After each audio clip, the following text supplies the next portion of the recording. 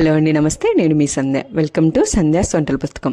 ఈరోజు మన వీడియోలో బరువు తగ్గాలనుకునే వారికి, అలాగే ఒక హెల్దీ వేలో బ్రేక్ఫాస్ట్ చేసుకోవాలనుకునే వారికి ఈరోజు మనం ఓట్స్ దోశ ఏ విధంగా చేయాలో చూద్దాం రండి. దీనికి కాంబినేషన్గా కొబ్బరి చట్నీ కూడా ఎలా ప్రిపేర్ చేసుకోవాలో చూద్దాము.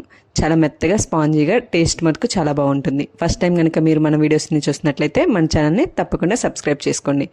ఒక గిన్నె తీసుకొని అందులోకి 2 కప్పుల వరకు ఓట్స్ని తీసుకోండి. ఇలా ఓట్స్ని తీసుకున్న తర్వాత 1 కప్కి 3/4 వరకు మనం మినపగుండ్లని ఇందులోకి యాడ్ చేసుకోవాలి. అలాగే 1/4 కప్పు వరకు పచ్చిపప్పుని కూడా ఇందులోకి యాడ్ చేసుకొని 1 టేబుల్ స్పూన్ వరకు మెంతుల్ని ఇందులోకి వేసేసుకోండి. ఇలా వీటన్నిటిని వేసుకున్న తర్వాత కొన్ని వాటర్ పోసుకొని ఒకసారి మనం వీటిని కడుక్కోవాలి. ఇలా కడుక్కున్న వాటర్ని పక్కన పోసేసుకొని మళ్ళీ కొన్ని వాటర్ పోసుకొని మనం మూత పెట్టుకొని 6 నుంచి 8 గంటల వరకు వీటిని నానబెట్టుకోవాలి. ఇలా మూత పెట్టుకొని పక్కన పెట్టేసుకొని 8 గంటల తర్వాత ఒకసారి మనం చూసుకుంటే మనకి ఇవి చక్కగా నానిపోయి ఉంటాయి. ఒకసారి ఇలా కలబెట్టుకొని ఒక మిక్సీ జార్ తీసుకొని ఇందులోకి నేను తీసుకున్న క్వాంటిటీకి 2 సార్లు నేను మిక్సీ జార్ని వేసుకుంటున్నాను. ఇలా మిక్సీలోకి సగం వరకు తీసుకొని ఇలా మెత్తగా మిక్సీ అనేది వేసేసుకుంటున్నాను.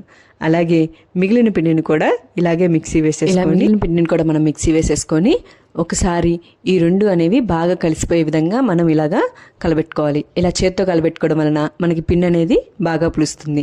దోశల టేస్ట్ కూడా చాలా బాగుంటుంది. ఇలా కలబెట్టుకున్న తర్వాత మూత పెట్టుకొని ఓవర్ నైట్ అంతా ఇలా ఉంచుకోవడం వలన చూసారా మనకి పిండి అనేది చక్కగా పులిసిపోయి ఉంటుంది. ఒకసారి ఇలా బాగా కలబెట్టుకొని ఇంకొక గిన్నె తీసుకొని మనకి కావలసినంత వరకు పిండిని తీసుకోండి. దానికి రుచికి సరిపడినంత వరకు 1 టేబుల్ స్పూన్ వరకు సాల్ట్ని వేసుకొని ఇలా బాగా కలిపుకొని పక్కన పెట్టేసుకోండి. దోశల్లోకి కొబ్బరి చట్నీ ఎలా చేయాలో చూద్దాము.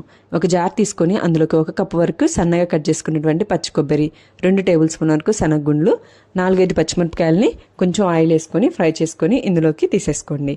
ఆ తర్వాత కొంచెం చింతపండు, అలాగే 2 వెల్లుల్లి, 1 టేబుల్ స్పూన్ వరకు జీలకర్రని వేసుకొని కొంచెం వాటర్ అనేది యాడ్ చేసుకుంటూ మనం మెత్తగా మిక్సీ అనేది వేసుకోవాలి.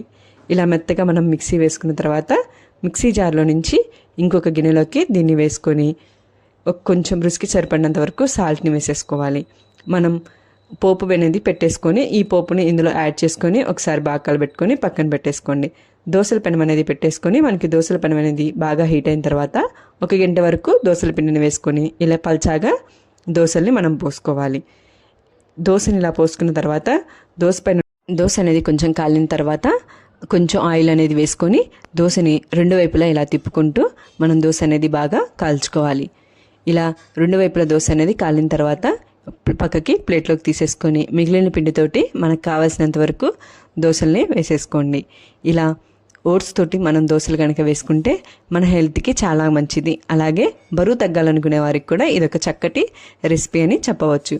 మీరు కూడా ఈ ఓట్స్ దోశని ట్రై చేసి ఎలా ఉందో నాకు కామెంట్ చేయండి.